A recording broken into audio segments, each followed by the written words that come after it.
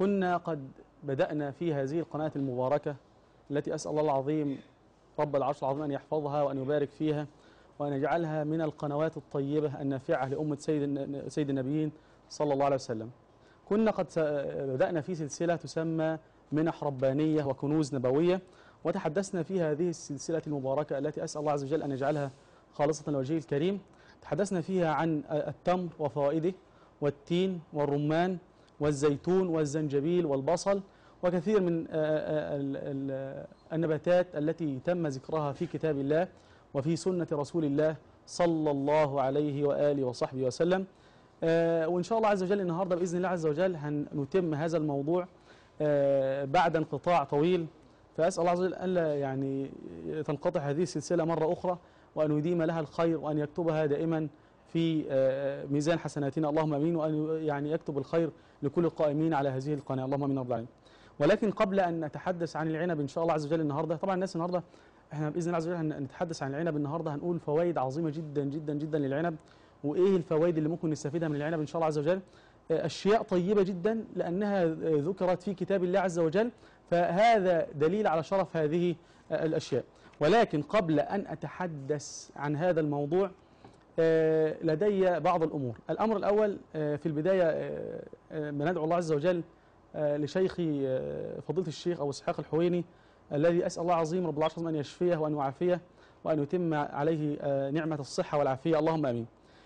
قبل أن أتحدث عن موضوع العنب النهاردة، هنتكلم عن موضوع مهم جدا، موضوع خطير جدا، هو موضوع تحت عنوان أيها التاريخ حدث. حدث عن أي شيء، حدث عن رجال، عن زمان لم تمت فيه الضمائر. تعال نشوف علاقة الطب الإسلامي والغرب. إيه حال الغرب مع الطب الإسلامي؟ كيف انتشل الطب الإسلامي الغرب من مستنقعات الجهل ووحي الظلام التي كانوا يقعون فيها، وذلك لم يكن إلا بفضل سواعد علماء عظام هؤلاء. ناخذ اتصال. السلام عليكم ورحمة الله وبركاته. السلام عليكم. دكتور حسن معايا؟ السلام عليكم ورحمة الله وبركاته. دكتور حسن؟ إن شاء الله يتفضل. لو سمحت حضرتك معلش يا دكتور، عشان حضرتك بقى غايب بقالك فترة طويلة، ليه عند حضرتك 3 أسئلة. طب يا ريت بس حضرتك تعلي صوتك الله يكرمك. حضرتك يا دكتور ليه عند حضرتك 3 أسئلة؟ اتفضل يا أخي الله يكرمك. حضرتك السؤال الأول بخصوص مرض السرطان. اتفضل. هل حضرتك مرض السرطان ليه علاج بالأعشاب؟ تمام.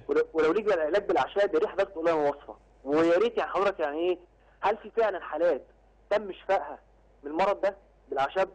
إن شاء الله أرد عليك بإذن الله. السؤال الثاني. السؤال الثاني عن مرض الفشل الكلوي. عايز وصفة لمرض الفشل الكلوي في بداية إصابة المرض، ووصل المرض لما الحالة تتأخر. ده أنت ما شاء الله أنت مجهز أسئلة بتاعت شهر بقى شغل ما شاء الله. والسؤال حضرتك الأخير يا رب حضرتك سؤال مهم جدا. حضرتك عارف مرض انفلونزا الخنازير مسبب ذعر للناس. انفلونزا الخنازير. فيا ريت حضرتك لو سمحت يعني تدينا وصفة تقوي المناعة وتساعد الناس في الوقاية من مرض انفلونزا الخنازير. ان شاء الله. احنا كنا في الحلقه الماضيه كنا ذكرنا علاج انفلونزا الخنازير في الحلقه الماضيه، وكنا عرضناها على الشاشه مباشره، وان شاء الله نعيدها النهارده لو هل ده متاح من خلال الكنترول ان شاء الله. بس احنا هنحاول نذكرها للناس. هي وصفه بسيطه جدا، لا يعني ما بتحتاجش تروح للعطار، هي موجوده في بيت كل واحد مننا ان شاء الله عز وجل، واسال الله العظيم رب العرش العظيم ان يشفي جميع مرضانا ومرضى المسلمين. نرجع تاني للموضوع بتاعنا.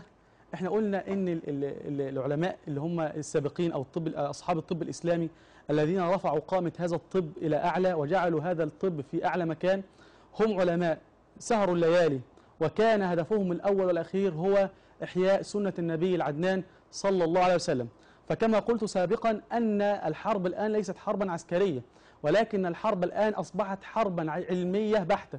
فنحن نحتاج إلى العالم المسلم، نحن نحتاج إلى المهندس المسلم، نحن نحتاج إلى علماء يبتكرون لنا في الصناعة وفي الهندسة وفي كل شيء وفي الزراعة. فهيا بنا تعالى نرجع معانا ورا كده إلى علمائنا في مجال الطب. مثلا لو قلنا مثلا، لو تحدثنا مثلا على سبيل المثال شيخنا وجدنا أبو بكر ابن محمد، أبو بكر محمد ابن زكريا الرازي، الذي ولد في مدينة الري جنوب طهران، صاحب كتاب الحو في الطب. كتاب الحو في الطب ده كان من أهم وأشهر الكتب في العالم كله، بل أنه كان المرجع الوحيد لمدة 400 عام في أوروبا المظلمة، وكان المرجع الأول والأخير في أوروبا. طيب ده ناخد اتصال. السلام عليكم ورحمه الله وبركاته. السلام عليكم. وعليكم السلام ورحمه الله وبركاته. دكتور حسن. السلام عليكم ورحمه الله. اتفضل. ازيك يا دكتور؟ ربنا يا رب يحفظك ويبارك فيك. ازاي؟ الله يكرمك الله يكرمك. عندنا سؤال معلش كده. اتفضل يا اخي. عندي بنت بتاعت 12 سنه دايما بتنقط ميه. يا ريت بس حضرتك تعلي صوتك لان الصوت مش واضح عندي خالص. طيب بقول لحضرتك عندنا بنتي عندها 12 سنه. 12 سنه. دايما ايدها بتنقط ميه، عرق على طول، في تصيب شتاء. ايديها ورجليها ولا ايديها بس؟ ايديها بس. يعني مثلا لو مسكت حاجه تتبل؟ لا من غير ما تمسك حاجه، هي ممكن مسك حاجه تتبل. دايما بتتبل. يعني مثلا لو سلمت عليها ايدها هتبقى عرقانه، ممكن تحس بالميه اللي في ايديها؟ بالظبط كده. هي عندها كام سنه؟ عندها 12 سنه. اسال الله العظيم رب العالمين ان يشفيها وان يعافيها وان يبرئها اللهم من رب العالمين. ارد على حضرتك ان شاء الله. ناخد اتصال. السلام عليكم ورحمه الله وبركاته. استاذ احمد السلام عليكم. السلام عليكم يا شيخ حسن. وعليكم السلام ورحمه الله وبركاته. اتفضل استاذ احمد. لو سمحت يا شيخ حسن، يا ريت لو في حاجه في الاعشاب مضاده للاكتئاب والحاجات دي ممكن؟ اكتئاب؟ انت عندك كام سنه؟ لا ده مش لي، اخويا عنده 32 سنه. طيب عنده كام سنه؟ 32. متزوج؟ متزوج بقاله كام سنه تقريبا؟ 10 سنين. طيب هو الحاله اللي بتجيله حاله انطواء كده ولا حاله صرصره وضحك مباشر دايما؟